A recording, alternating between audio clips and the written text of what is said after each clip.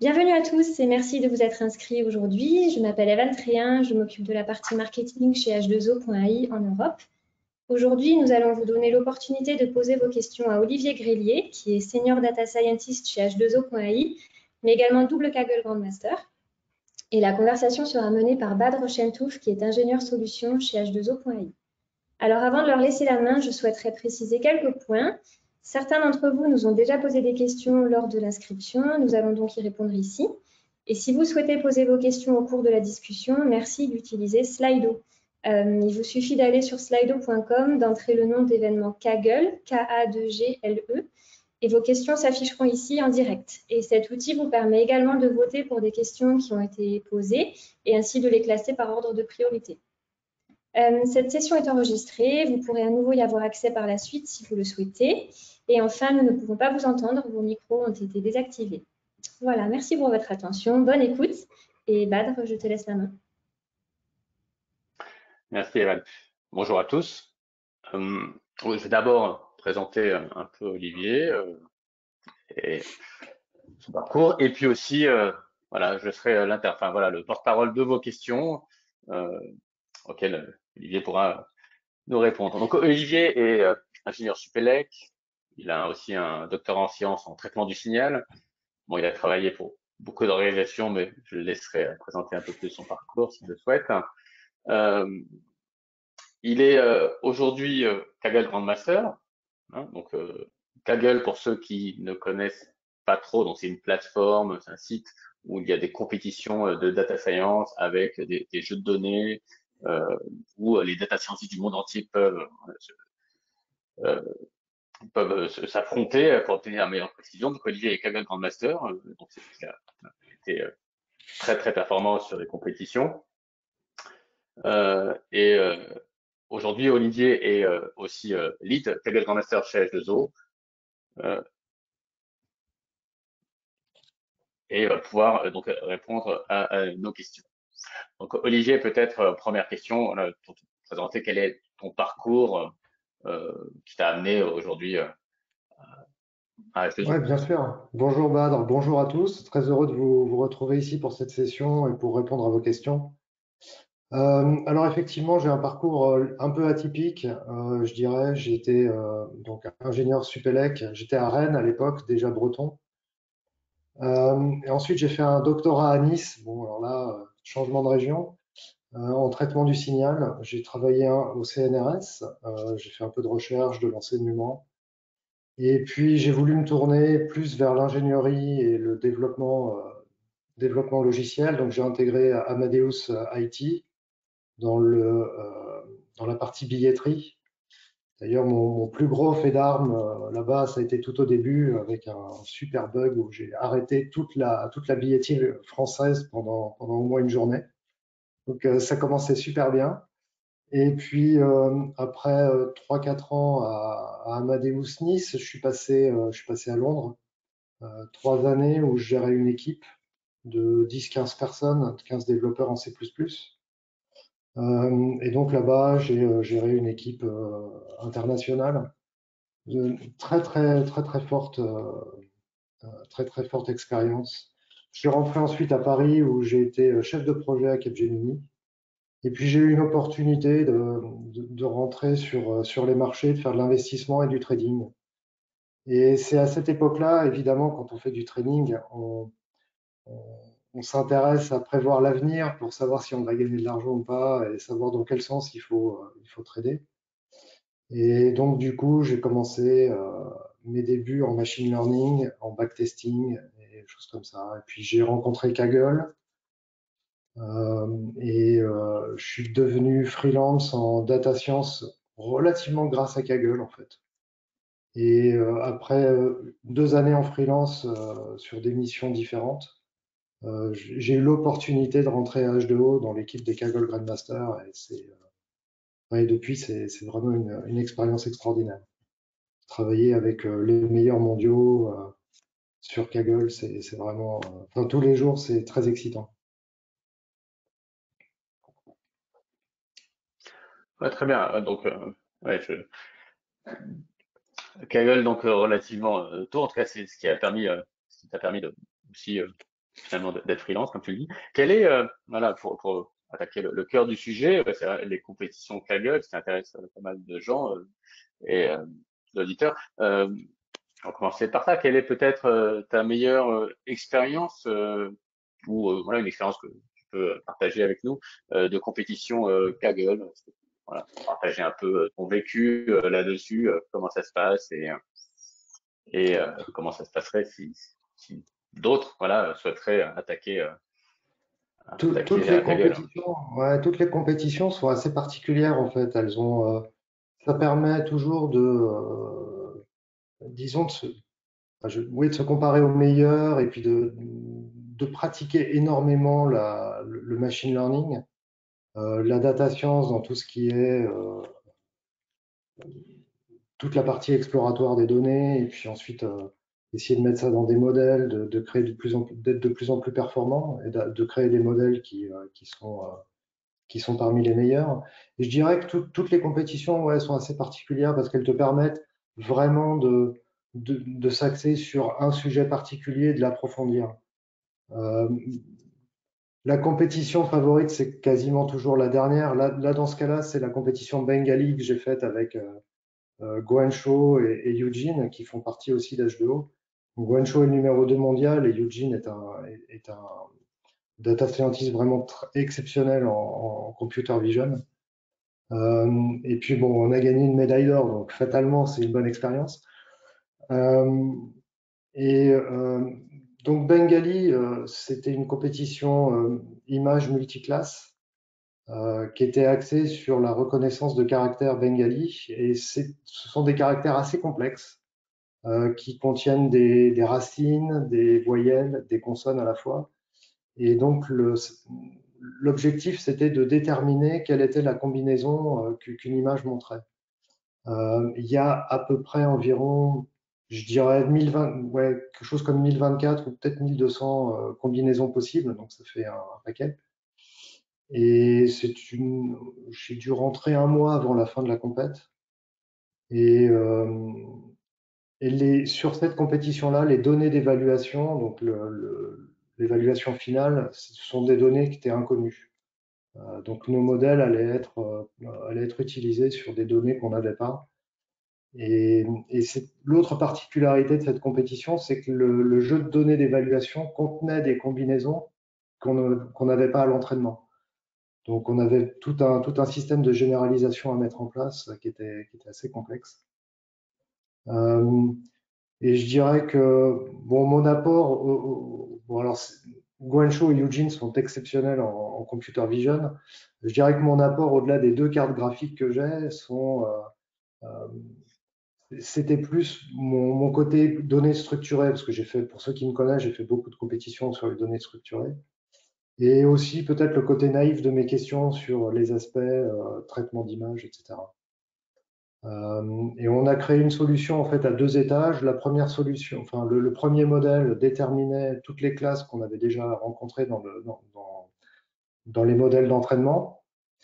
Et pour trouver les classes inconnues dans le jeu de test, on a utilisé tout un système de distance, de clustering, et on a mis en place un deuxième modèle qui était capable de trouver les différentes composantes d'un caractère. Donc on avait ce modèle à deux étages, et puis bon, alors, évidemment, quand on a deux étages et deux modèles, il y a beaucoup de choses à tuner, mais euh, bon, on a réussi à faire ça en créant un jeu de test qui s'approchait dans notre tête de ce qu'on allait avoir dans la partie d'évaluation. Et puis un peu de chance, fatalement. On a toujours un peu de chance quand on gagne des médailles d'or. Donc c'était vraiment une excellente expérience. Puis ça m'a permis surtout euh, de me mettre à niveau sur les compétitions d'image. Ce qui apporte pas mal de questions. Oui, donc en termes de temps, parce qu'on voit qu'il y a la complexité et même plus que ça dans ce que tu nous décris. En termes de temps, ça prend combien de temps de faire participer à une compétition? Alors de la gagner, je ne sais pas, mais au moins d'y participer de manière honorable. Pour la gagner, en général, il faut dormir très peu. faut travailler beaucoup et il faut avoir du temps. Ouais. Comme dirait Shri, le CEO d'H2O, le temps est la ressource qui n'est pas renouvelable. Donc effectivement, ça demande beaucoup de discipline. J'ai la chance de me lever très tôt le matin. Donc en général, la partie compétition, je la fais plutôt le matin. Ensuite, bon, il y a la journée de travail évidemment, et puis le soir, si j'ai encore un peu d'énergie, je vais me replonger dedans, discuter avec les gens de l'équipe si je fais équipe, et puis essayer de mettre en place des nouveaux modèles, des choses comme ça. Ouais. Mais ça demande beaucoup de discipline. Euh, et puis, je dirais qu'à H2O, c'est assez important de faire ça parce qu'on utilise aussi Kaggle comme veille technologique, et comme je le disais, pour se mettre à jour sur les dernières technologies. Par exemple, sur les compétitions de traitement du langage, je pense que la dernière que j'ai faite, c'était il y a 2 3 ans. On utilisait encore des réseaux de convolution, des réseaux récurrents, des embeddings pré-entraînés. Mais aujourd'hui, c'est totalement dépassé, quoi. On est passé sur une autre dimension. Et d'ailleurs, j'ai raté la compétition Twitter qui est en ce moment.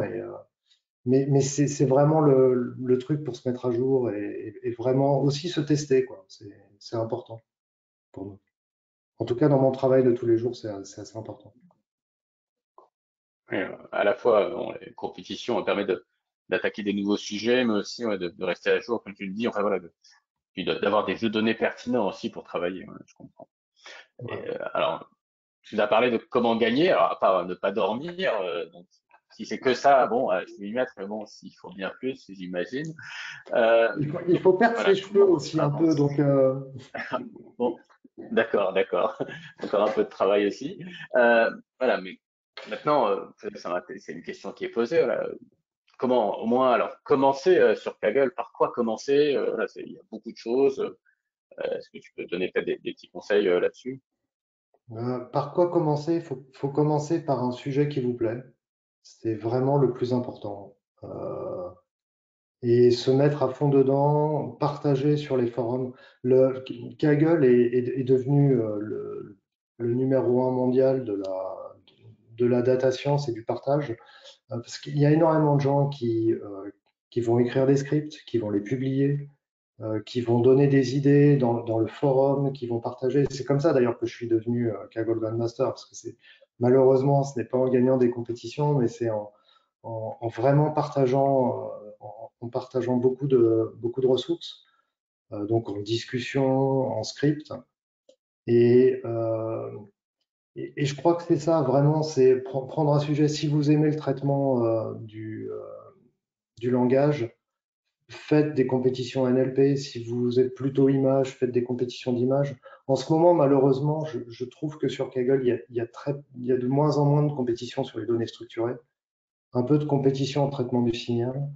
Mais c'est ça, quoi. Et bon, pour devenir Kaggle Grandmaster en compétition, il faut vraiment passer. Enfin, comme je dis toujours, c'est les 3 T, quoi. C'est travailler, travailler et puis travailler, quoi. Et passer vraiment beaucoup de temps à relire aussi les résumés de ce qu'ont fait les gagnants des anciennes compétitions. C'est toujours très intéressant de regarder ça et on apprend énormément de choses. Et ouais, sur les compétitions, enfin, pour devenir Kaggle Grandmaster compétition, il faut gagner au moins 5 médailles d'or, dont une où enfin, où on gagne une compétition seule. Et celle-là, c'est toujours la plus compliquée à gagner. D'accord. Bon, si je comprends bien, quand même, pour être Kaggle Grand Master, j'ai noté travailler, travailler et travailler et ne pas dormir. D'accord. Et bien sûr, et voilà, et bien sûr, faire ce qu'on aime et travailler sur Non, non, je les plaisante, il faut technologies et les dormir hein, techniques parce qu'on aime. il faut dormir parce que il paraît que dormir fait partie de la backpropagation de notre propre cerveau. Donc il faut dormir. Pas beaucoup, mais un peu, Et quoi. technique ML de notre cerveau, d'accord. Parce que je voudrais pas Euh, créer des insomniaques quand même. euh, voilà, donc Kaggle, donc, tu l'as dit, tu as décrit un peu ton emploi du temps. voilà, Kaggle le matin, H2O, enfin voilà, travailler sur les projets, les sujets H2O, et puis encore peut-être Kaggle le soir. Comment tu fais le lien entre Kaggle, les compétitions Kaggle, et ce qui s'y passe, et puis tes travaux sur des vrais projets ou des projets plus opérationnels? Ouais, le lien est pas toujours très simple à faire. Bon, souvent, Kaggle est décrié en disant ouais, c'est pas la réalité du monde. Dès qu'on arrive sur un vrai projet de data science, c'est pas du tout pareil. Alors, c'est vrai que Kaggle arrive avec des données qui sont déjà préparées, qui ont déjà été étudiées, nettoyées, relativement nettoyées quand même. Il y a quand même beaucoup de bruit souvent. Euh, donc ça, c'est une grosse différence, je dirais, avec le travail de production. Souvent, on va discuter, enfin dans mon travail quotidien, je vais discuter avec des entreprises, on va essayer d'expliquer comment faire pour créer un jeu de données, donner des conseils sur certaines choses, quoi. Mais je pense que le point le plus important qu'apprend Kaggle, bon, c'est déjà l'humilité, parce qu'on arrive toujours sur Kaggle en se disant vous allez voir ce que vous allez voir, et puis c'est beaucoup plus compliqué que prévu souvent. Euh, Kaggle permet de voir beaucoup de types de problèmes. Donc, ce qui veut dire que quand une entreprise ou un prospect arrive avec un sujet particulier, en général, on l'a déjà vu, donc on peut rapprocher ça de solutions qu'on a utilisées ou aller voir ce qu'ont utilisé les gagnants. Donc ça c'est très utile. Puis c'est une habitude, quoi. C'est une habitude de réflexion, de réaction. Et puis sur Kaggle, il y a deux jeux d'évaluation. Il y a le jeu d'évaluation public, où tout le monde se bat pour être le premier, comme ça on est visible, on est dans le top 10, c'est formidable. Et en réalité, celui qui est le plus important, c'est le jeu de données privées. C'est le jeu de données d'évaluation privée, qui lui, en fait, ressemble beaucoup plus aux données qu'on va avoir quand on met un modèle en production. Donc, c'est des données qu'on n'a pas vues. Alors, très souvent, quand même, l'organisateur de la compétition va partager les données d'évaluation sans la cible. Et on peut avoir des techniques pour utiliser le jeu de données d'évaluation pour faire des choses et essayer de pas tricher, mais essayer d'avoir un modèle qui généralise au mieux. Mais de plus en plus de compétitions Kaggle obfusquent totalement le jeu de données d'évaluation privée. Et là, on se retrouve dans des vraies conditions de production. Et la généralisation, c'est vraiment quelque chose, enfin, c'est le plus important en fait. Quand on met un modèle en production, on veut être sûr que ses performances sont celles que l'on voit quand on entraîne le modèle. Et c'est quelque chose que l'équipe de Kaggle Grandmaster a vraiment à cœur à H2O. C'est vraiment l'un des plus gros, l'un des plus gros objectifs. Mais c'est vrai qu'aussi dans Kaggle, on parle beaucoup, enfin voilà, la compétition se fait sur le score, hein, sur la précision des modèles, Et oui. et uniquement cette précision. Et c'est l'objectif, hein, voilà, d'arriver à construire des modèles le plus performants possible, mais c'est le seul critère d'évaluation. Voilà. Est-ce que ça permet évidemment d'aller plus loin? C'est ce que c'est ce qui est aussi le plus important. Enfin, c'est ce que tu retrouves par ailleurs. Alors ça dépend effectivement. Kaggle, c'est de la performance pure. Donc on peut on va essayer de même mettre en œuvre l'architecture la plus complexe pour essayer de gagner le dernier millième qui va permettre de gagner la compétition. Et souvent, comme dirait Marc Landry, qui fait partie de l'équipe, ou Dimitri Larco, euh, il vous dirait que la différence entre le modèle qui gagne la compétition et le modèle, je sais pas moi, dans les 100 premiers ou même 200 premiers, la différence véritable au niveau business, l'impact que ça va avoir n'est pas si important que ça. Euh, mais ça reste, quand on discute avec des prospects, et tu en sais quelque chose, Badr, quand on discute avec des prospects, souvent la performance, ça reste important pour eux. Euh, et c'est très compliqué d'expliquer que, à un moment donné, la performance peut effectivement euh, rendre l'explicabilité du modèle, son interprétation difficile, et que elle rend aussi difficile l'appréhension du comportement du modèle sur différentes données. Et ça, c'est vrai que c'est quelque chose qu'on n'aborde pas vraiment sur Kaggle, bien qu'il y ait des compétitions qui commencent à s'intéresser à ça.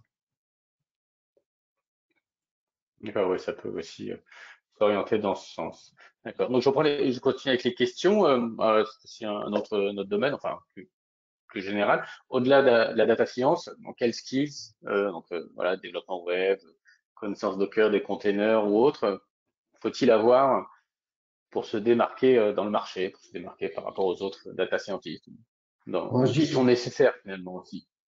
ouais, bien sûr. C'est une question assez intéressante et c'est pas tout à fait, enfin, c'est pas très simple d'y répondre. Je dirais qu'il y a tout un côté ingénierie qui peut jouer. Donc effectivement, tout ce qui est Docker, Kubernetes. Euh, Peut-être aussi connaître différents langages. On est très orienté Python. Bon, il y a encore beaucoup d'entreprises qui utilisent R. Il y a Julia qui commence à monter aussi, Go, Scala. Bon, Scala, c'est presque plus pour Spark. Euh, mais donc, bon, il y a ce côté, effectivement, être un peu plus, connaître beaucoup plus de langages. Il y a les côtés aussi mise en production. Quelle est votre expérience en mise en production? La connaissance de différentes plateformes. Ça peut être Azure, GCP, AWS. Ça peut être un plus de savoir comment utiliser ces plateformes et comment mettre en production. Euh, mais je crois vraiment que l'une des choses les plus importantes, c'est d'être à l'aise avec différents sujets et d'avoir pratiqué. Et je crois que c'est un peu pour ça que Kaggle aujourd'hui est ça devient un peu un marqueur ou en tout cas une référence. C'est que si vous êtes parmi les, je sais pas moi, les 200, 300, 500 premiers mondiaux, où vous avez participé à des compétitions même, et que vous avez partagé des choses, discuté, vous prouvez aussi que vous avez des connaissances sur le sujet et que vous avez l'habitude de traiter ça et surtout de parler à d'autres. Je pense que les échanges sont très très importants. D'accord, oui. Donc, enfin, si je résume, et si je comprends bien aussi, ça fait il y a donc beaucoup de technologies à connaître, beaucoup de langages et de sujets, mais qui sont finalement quelque part même nécessaires au métier de data scientist, hein, voilà, sans pour autant peut-être expert Et de tout. ouais, ouais, et ça peut être aussi simplement être expert dans un domaine hyper particulier, hyper pointu. Hein. Je pense par exemple à la détection d'objets dans des images, le tracking. Être pointu, c'est bien aussi. Sur un sujet particulier.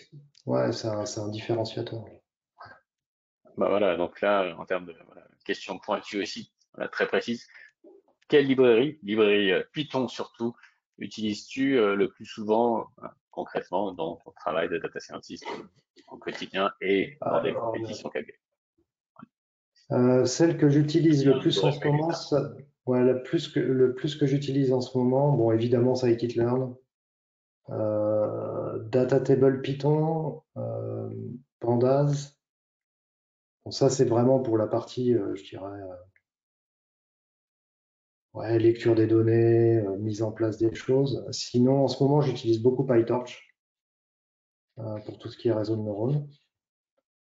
Parce que je me mets de plus en plus aux compétitions d'images. Donc, et puis bon, le deep learning, c'était quelque chose dans lequel j'étais pas vraiment rentré. Donc aujourd'hui, j'essaye de me mettre vraiment bien dedans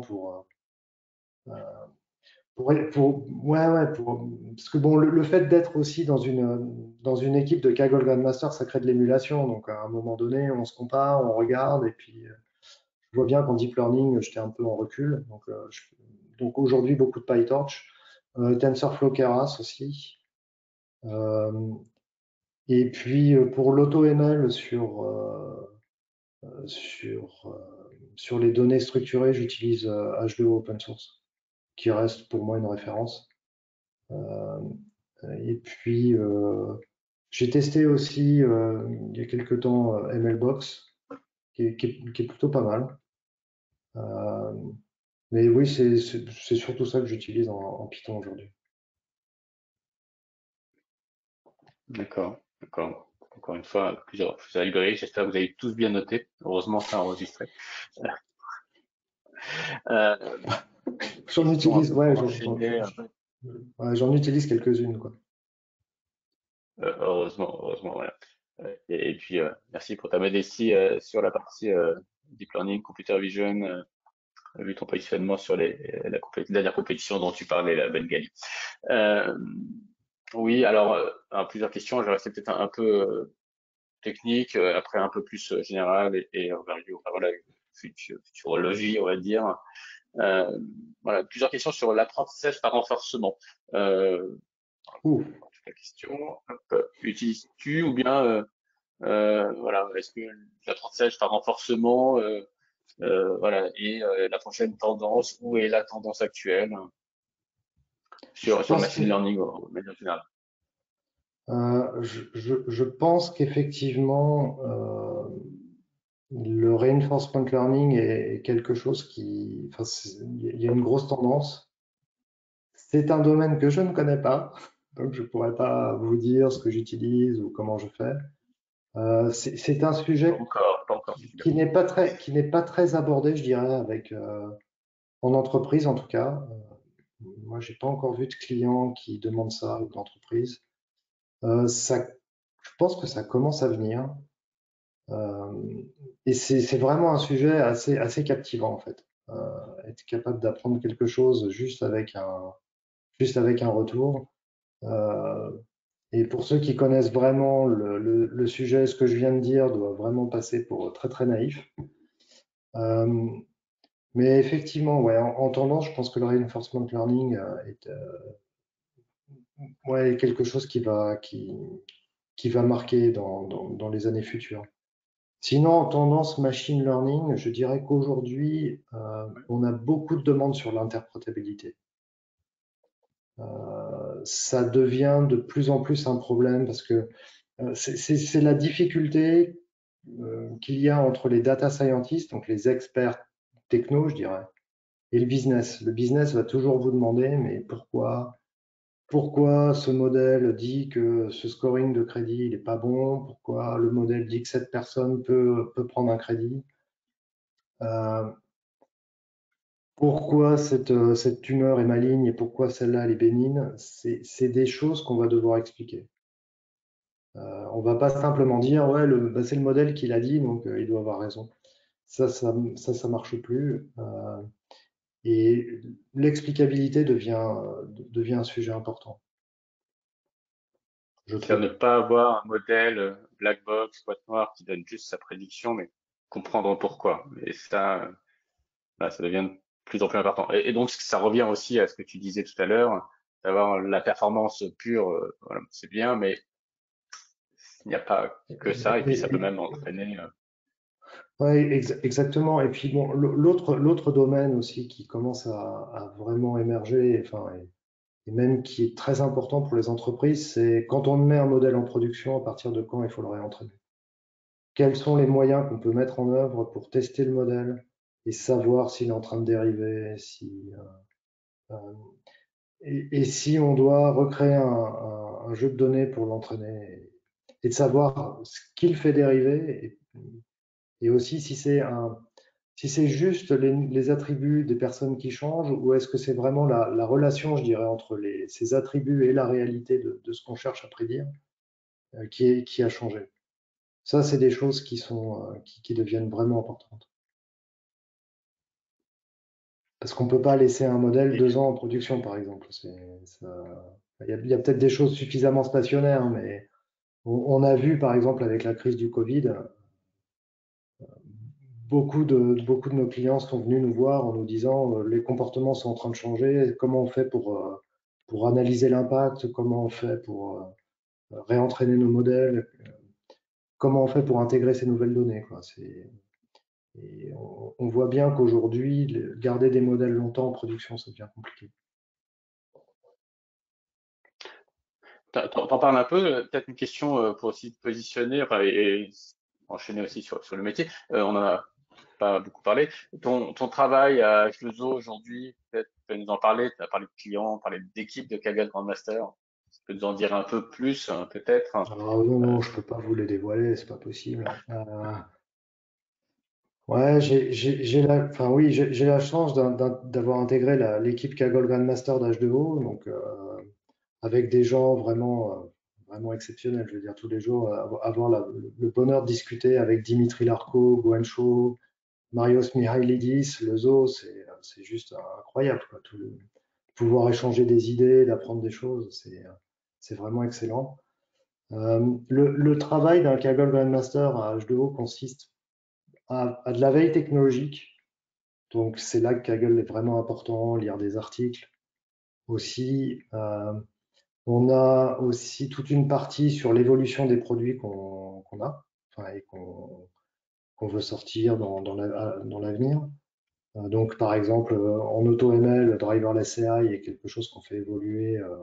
On ajoute de plus en plus qu'on appelle des recettes euh, pour essayer vraiment d'atteindre un haut niveau de performance tout en généralisant et tout en restant, je dirais, interprétable. On fait aussi beaucoup de soutien à la vente et un peu à la prospection. On fait des formations clients, on donne des conseils. Et puis effectivement, comme tu le disais, j'essaye de coordonner l'effort de l'équipe pour toutes ces activités, quoi. Donc, je suis en relation avec combien on est maintenant? 14 ou 16 dans l'équipe. Et partout dans le monde. On a des Kaggle Grandmasters en Inde. On a fait rentrer un Kagler à Hawaï. Donc ça donne une bonne occasion de visiter Ouais, l'île faut aller voir, si ouais. on veut. On est en Californie à Mountain View, on est à New York et on est en Europe, à Paris, à Londres et je dois oublier Prague, évidemment. Et Prague où il y a toute une équipe d'ingénieurs. Donc, ouais, c'est assez prenant et c'est captivant. Et comme je disais, quand on travaille avec ces gens de très haut niveau, il y a une émulation qui se crée, on se teste, on a envie d'apprendre plus, d'aller plus loin. Donc, c'est vraiment, Ouais, c'est un bonheur, quoi. Je peux pas dire autre chose. oui, les personnes que tu as citées, les noms que tu as cités, voilà, pour préciser, voilà, ça fait partie des meilleurs taglers aussi, voilà, avec qui je travaille, ouais, qui changent tous les jours, ouais, c'est plutôt impressionnant. Et voilà, pour le dire aussi, voilà, moi, j'ai la chance de travailler avec Olivier, et, toujours très très intéressant d'avoir, voilà, c'est Oh, qu'est-ce rapide, que c'est concise, gentil, qu'est-ce que c'est gentil. voilà, oui, voilà. C'est tout à fait, totalement transparent. Quel est le futur, la scène actuelle? Donc voilà, ce que tu fais aujourd'hui pour les clients, ce que tu fais pour H2O, ce que tu as fait dans le passé, voilà, tu as, voilà, pas mal d'années maintenant, expert dans la data science. Comment tu vois un peu l'évolution du métier de data scientist? Je te demande pas de lire une boule de cristal, hein, voilà, mais voir voilà, l'évolution du Où, métier en où- lui-même. où est mon pendule? Où est ma Je boule te de demande quand cristal? même un peu. Je te demande quand même un peu. Euh, ouais, je suis pas sûr que le métier de data scientist change vraiment beaucoup, en fait. Je pense que notamment toutes les technologies automatiques machine learning vont impacter le machine learning, mais je sais pas à quel point ça va vraiment toucher le data scientist. Je pense que la connaissance métier reste très importante. Euh, et puis bon, on le voit tous les jours, hein. En revanche, c'est un accélérateur vraiment énorme. Il y a plein de choses que les outils qu'on a aujourd'hui sont capables de faire. Euh, mais je vois plus ça dans la notion que les data scientists vont créer des briques métiers qui seront utilisables par les outils, qui seront optimisés. Je vois plus ça dans cette optique. Je pense que des choses comme les concepts, la conceptualisation, les concepts, la sémantique, ça reste, enfin, on n'est toujours pas capable d'avoir ça dans le machine learning. Le reinforcement learning enfin, essaye de s'approcher de ça, mais ça reste quand même des choses programmées par des humains. Et penser et avoir des idées, ça reste profondément humain. Regarder un jeu de données et avoir une idée d'un seul coup sur les relations entre attributs, c'est quelque chose d'humain. Et puis, Puis d'ailleurs, les plus grandes découvertes au monde ont été faites par des humains, par des erreurs. J'imagine pas un algo faire une erreur, mais bon, peut-être que ça arrivera dans quelques années. Je sais pas, mais je pense que le métier de data scientist va rester assez central. Mais peut-être s'orientera plus sur avec tout ce côté d'utilisation d'outils pour se faciliter la vie. Et la Et compréhension de la donnée. ouais, la compréhension du problème, la compréhension de la donnée, mais on va avoir des outils qui vont vous permettre de savoir quand ces données changent, euh, quand les comportements changent, et puis tout. Enfin, ouais, dans l'automatic machine learning, on va avoir de plus en plus de choses qui seront faites. Ok. Question sur Kaggle, donc pas mal de questions. À continuer à poser vos questions sur Slido, hein, et à voter pour celles que vous préférez. Alors, compétition Kaggle, travailler sur pas mal. As-tu toujours été capable d'arriver au bout des compétitions Kaggle? C'est vrai qu'une fois Non, commencé, en fait, ça dépend aussi. D'un seul coup, j'ai beaucoup de choses à faire, ou je vais être obligé de laisser. Enfin, je peux pas. Il faut que je dorme. Moi, j'ai besoin de dormir, donc peut-être que ça explique pourquoi je suis pas competition Kaggle Grandmaster, mais ouais, j'ai vraiment besoin de dormir. Donc, si on a un coup de pression sur quelque chose à sortir, je serai obligé d'arrêter une compétition. En général, une compétition que j'ai commencée, s'il n'y a pas vraiment de pépins ou de choses à faire, je vais la terminer. Même si je la termine pas forcément bien, je la terminerai. Ça fait aussi effectivement. partie du jeu, ça fait aussi partie du jeu, hein, d'être en capacité de rester jusqu'au bout. Utilises-tu du code d'une compétition à l'autre? Et l'as-tu packagé sous forme de framework? Une question complémentaire. Et si oui, quels Ouais. sujets sont couverts, quels aspects sont couverts par ce framework? Voilà, beaucoup de J'ai, questions en j'ai- une, mais bon. ouais, j'ai partagé un framework il y a assez longtemps, qui est un peu, je pense qu'il doit être, ouais, que j'ai pas vraiment maintenu, euh, par manque de temps surtout. Et sinon, oui, j'utilise du code d'une compétition à l'autre. Je vais pas recoder pour faire une compétition d'image, par exemple, je vais pas recoder toutes les augmentations que j'ai faites d'une compétition à l'autre. Puis ça permet de savoir si ce sont des augmentations ou des recettes qui marchent d'une compétition à l'autre aussi. Euh, Tout réécrire, ça prend un temps fou, hein. Il y a souvent ce qu'il va falloir faire, c'est remettre les données de compétition dans un format qui est réutilisable. Mais sinon, effectivement, ouais, la clé, c'est ça, c'est de réutiliser. J'ai toujours été très impressionné de voir de voir des Kagglers sortir enfin, ou publier des scripts ou qu'on appelle kernels sur Kaggle en 20 minutes. Donc, fatalement, oui, on est capable de réutiliser des choses. Forcément, voilà. Mais heureusement, hein, qu'on ne repart pas de zéro à chaque fois, que ce soit sur Kaggle Non. ou en machine learning, voilà, en général. Euh, mais Euh, celle-ci, on n'a J'espère que j'ai pas pas parlé oublié. encore d'autres. Pardon, Badr, j'espère que j'ai pas oublié de répondre à une question dans la question précédente, parce que je sais qu'il y avait beaucoup de Non, points. non, là, globalement, sur la réutilisation, voilà, du code, voilà, je pense que tu as bien répondu. Un sujet qu'on n'a pas couvert, qu'on n'a pas abordé encore, voilà, on parle pas mal d'auto-ML aujourd'hui, effectivement, d'automatic machine learning.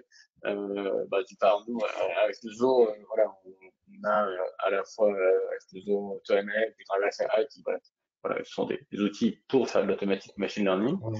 Mais voilà, on en parle beaucoup. Bon, comment ça intervient dans Kaggle? En fait, je pense que ça intervient surtout dans les compétitions de données structurées. Euh, on a des choses sur les compétitions d'images. Ça commence à venir, mais c'est surtout sur les compétitions structurées. Donc, comme je disais, bon, il y a Google AutoML, effectivement, sur Kaggle, je crois qu'il est dispo disponible gratuitement pour les Kagglers. On a H2O AutoML, on a MLBox, on a des. Bon, je suis désolé pour tous ceux dont j'oublie les librairies, hein, mais c'est celle que j'utilise le plus souvent. La solution H2O open source est extrêmement, est très adaptée aux jeux de données volumineux. De toute façon, ça a été le focus depuis le début. Donc, puis c'est pour ça que c'est très utilisé par le système bancaire, par exemple. Et donc ça, sur Kaggle, c'est là où on va les voir le plus souvent. Et sinon, les tendances dans l'AutoML, je pense que ça va être tout ce qui va être Automatic Insights, donc regarder, voir les données et puis dire rapidement ce qui est intéressant, les attributs qui sont importants, et puis les relations entre attributs, voir ce genre de choses. Il y a tout l'aspect Feature Store dont on parle beaucoup en feature qui va créer des attributs, générer des attributs automatiquement avec différents attributs qui existent originaux. Il y a tout l'aspect dont je parlais qui est réentraînement automatique des données, des modèles, pardon. Et puis, ouais, il y a, comme je disais, aujourd'hui, l'AutoML est très adapté aux données structurées et je pense qu'on va avoir de plus en plus de choses qui vont arriver sur traitement du langage et traitement d'image. On a déjà des choses dans Driverless pour ça, mais je pense qu'on va aller beaucoup plus loin. Et puis, bon, il y a toute l'explicabilité automatique aussi, qui est intégrée au produit concret. D'accord. Sinon, j'ai eu une petite coupure Internet, donc ouais, j'ai bien vu qu'on t'avait, ouais, j'ai bien vu qu'on t'avait perdu. Ouais. Effectivement, ouais. Les joies du home office. Tiens, voilà une question, à mon avis, qui sera très utile, si tu peux partager. Quel support en dehors de Kaggle, parce qu'on en parle beaucoup, mais il n'y a peut-être pas que ça non plus, conseilles-tu pour se maintenir à niveau dans le temps, en termes de machine learning, bien sûr, pas en termes de. Alors, s'il faut que j'enlève Kaggle, parce que bon, pour moi, Kaggle, c'est vraiment le support le plus exceptionnel. Il y a des cours en ligne. Bon, moi, j'utilise beaucoup Coursera, mais bon, il y a plein d'autres fournisseurs de cours en ligne qui sont excellents. Et sinon, des forums, bon, évidemment, il y a Medium, mais il y a aussi, il y en a un que j'aime beaucoup, alors je sais jamais dans quel ordre c'est, j'arrive jamais à me souvenir, c'est Analytics Vidya ou Vidya Analytics, je crois que c'est Vidya Analytics, qui est un forum indien et qui a aussi des compétitions, et souvent des compétitions de 2 jours.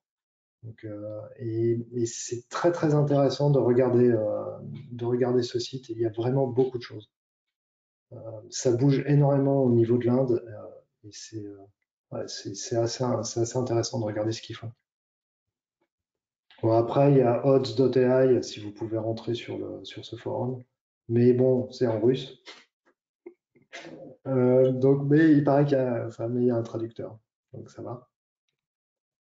Mais ouais, sinon, voilà, c'est ce que j'utilise. Merci. Ouais, ça fait déjà beaucoup de choses, hein. Bon, déjà, Kaggle est très riche, hein, il y a beaucoup de choses. En plus, toutes ces plateformes, pas mal de temps à y Ouais. consacrer.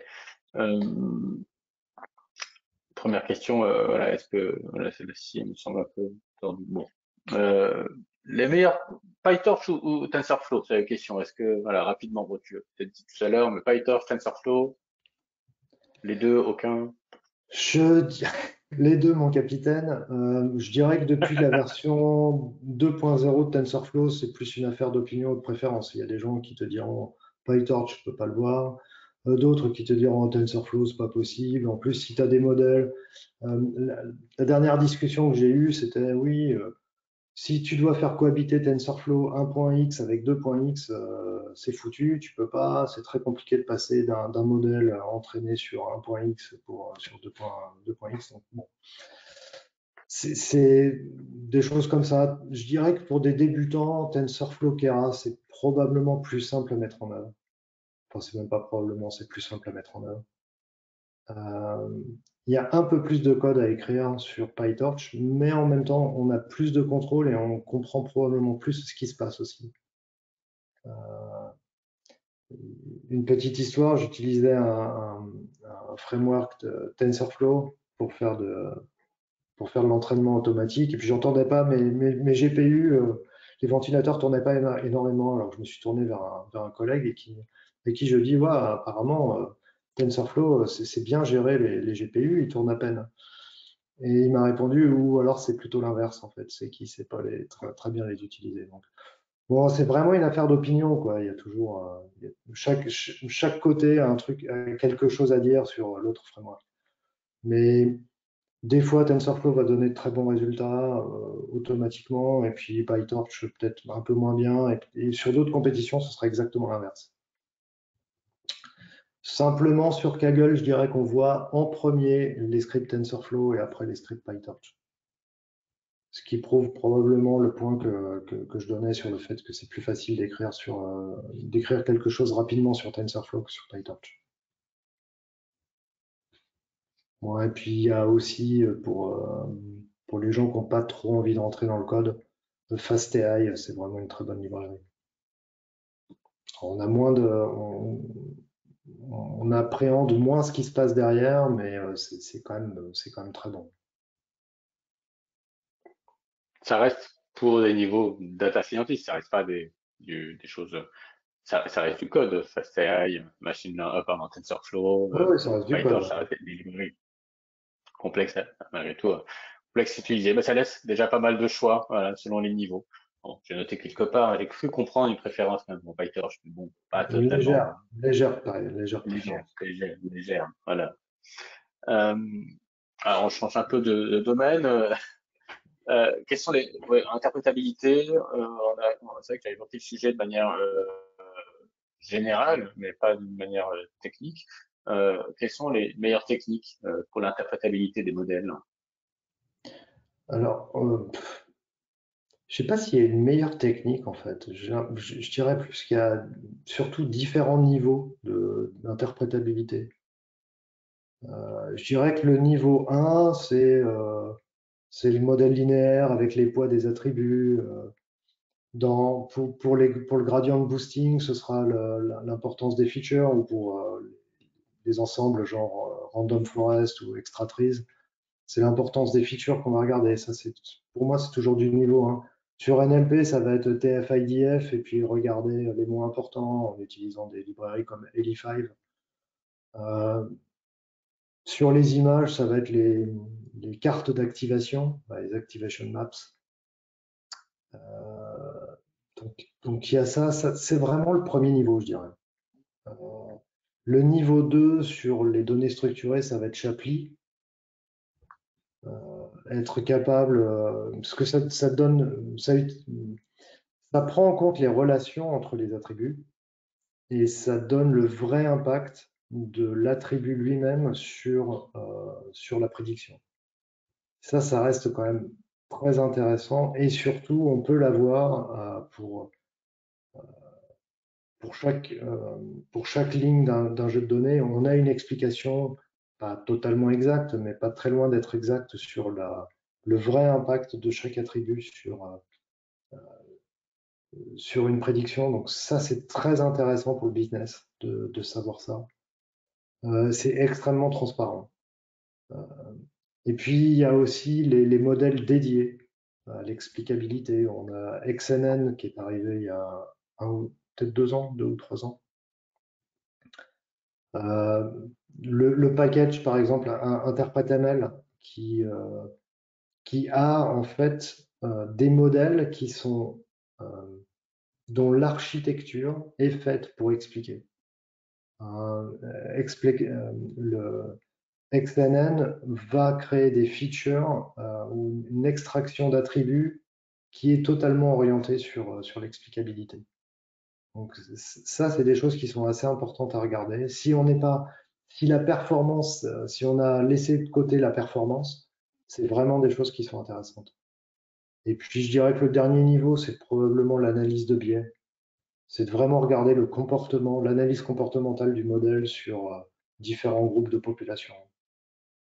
Et quand je parle de population, je parle aussi de population à l'intérieur d'un jeu de données. Hein. C'est pas forcément des groupes ethniques ou hommes-femmes.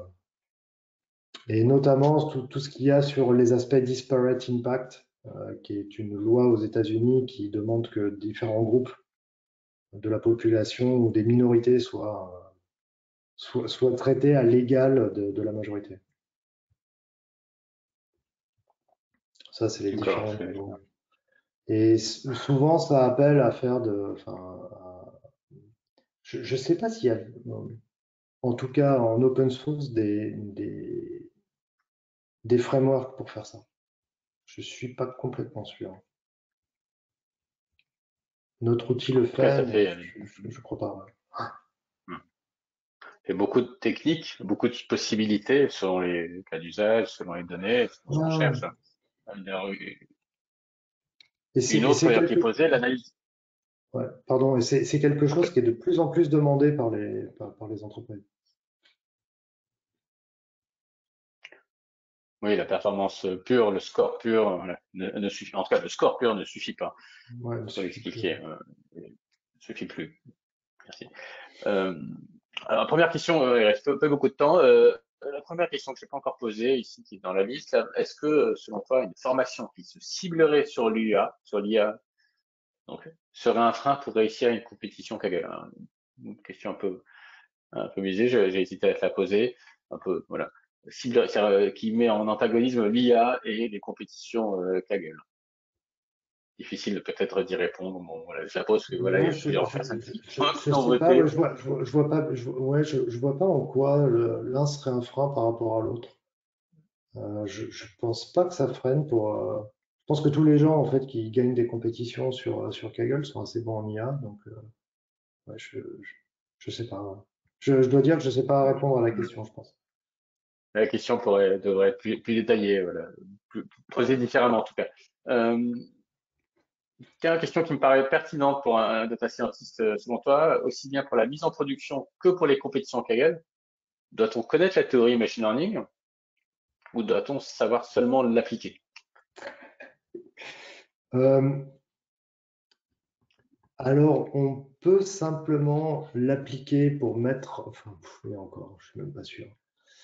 Euh, je pense qu'on voit aujourd'hui une énorme différence entre les gens qui entraînent des modèles et les gens qui les comprennent. Donc, je crois vraiment qu'il faut avoir une base relativement solide en statistique, au moins. Pas forcément être hyper pointu en stats, mais avoir une base en statistique, être assez bon en data science, en analyse de données, et connaître les modèles de machine learning et connaître comment ils fonctionnent. Très souvent, on voit, enfin, je vois des gens qui font des transformations d'attributs qui ne servent par exemple à rien pour un gradient boosting et qui peuvent même être un problème de temps en temps pour ces modèles-là. Et je pense qu'il faut vraiment, oui, avoir cette vision, cette compréhension pour justement adapter les transformations que l'on fait aux données au modèle qu'on utilise pour en tirer le meilleur parti. Hein. Donc je pense effectivement que connaître la théorie est important. Même si on peut faire, enfin je veux dire, on peut faire plein de choses simplement en utilisant des modèles et en les entraînant. C'est peut-être aussi pardon. C'est peut-être aussi ce qui va faire la différence entre un data scientist peut-être junior ou un data analyst et peut-être Ouais, quelqu'un ouais, en ouais. master. Peut-être aussi, voilà. Différents Ouais, niveaux. je vois la différence quand je parle quand je parle à l'équipe. Je vois ça fait un choc. Ouais, j'imagine bien. Une question peut-être technique rapidement, parce que c'est un sujet qui est quand même très très courant. Quels sont les meilleurs modèles de classification pour gérer les classes problématiques de classes déséquilibrées? Alors sur l'imbalance, je sais que beaucoup de personnes utilisent Mote. pour créer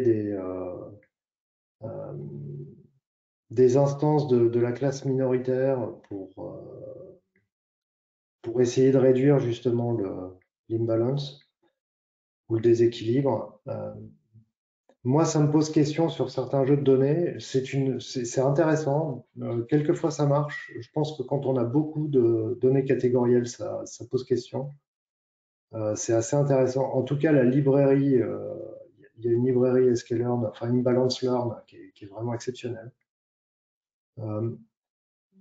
Je considère que ce qui marche le mieux, c'est le bagging de modèles avec des jeux de données moins déséquilibrés.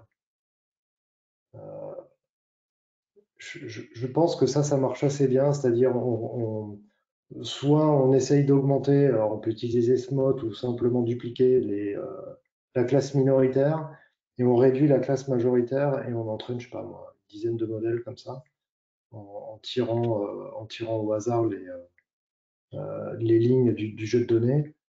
Et je trouve que ça donne des résultats qui sont assez bons. On peut aussi essayer de mettre des poids supérieurs sur la classe minoritaire. Sur les réseaux de neurones, ça marche moins bien que sur le gradient boosting, apparemment. En tout cas, des retours que j'ai. Ce type de problématique. Ouais. Une dernière question, peut-être pour conclure, alors plus générale, voilà, on a déjà discuté. Quels sont, selon toi, ce que tu vois aujourd'hui, parce que tu vois quand même beaucoup de choses et à travers le monde, je sais que tes contacts clients et collaborateurs sont dans le monde entier. Quelles sont les industries, les types d'industries qui seront impactées par l'IA? Voilà.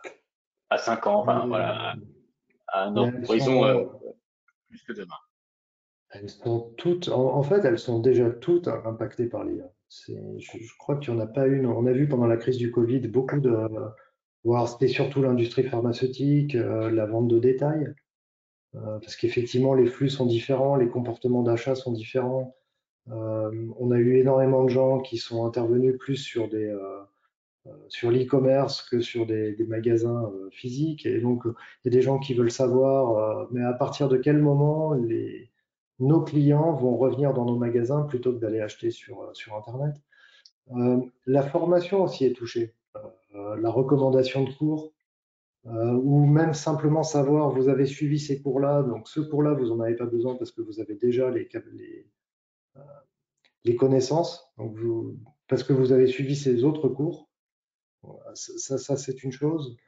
Le transport est touché aujourd'hui.